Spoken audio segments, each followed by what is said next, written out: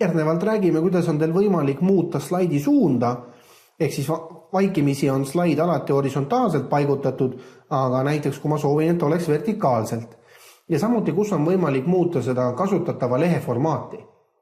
Nüüd selle jaoks tuleks ülevalt võtta vormindusmenüü ja seejärel sarnaselt Writerile ja ka Calcile valik lehekülg.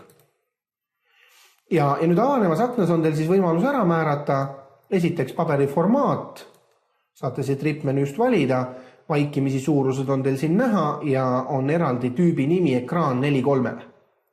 Ja samuti saab siit muuta siis nii-öelda lehe suunda.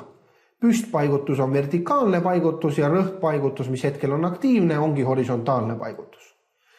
Näiteks kui ma soovin, et minu lehekülje formaat oleks hoopis 16:9 või näiteks kõigile teada-tuntud A4 ja kõige tokka ma soovin, et see slaid oleks püstipaigutusega ja nüüd, et need muudatused omaksid jõudu, klõpsan sobib nupule ja mõjub automaatselt loomulikult kõikidele slaididele, sellepärast, et ei saa olla nii, et üks slaid on ühesugune ja teine on teistsugune.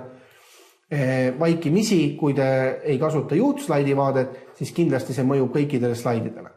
Ja kui ma nüüd näiteks soovin tagasi muuta, siis täpselt samamoodi vormindus ja lehekülg. Valin siit nüüd formaadiks jällegi selle vaikimisi ekraan 4:3, ütlen rõhkpaigutus ja seejärel sobib. Ja ongi mul jälle see tavapärane formaat tagasi määratud.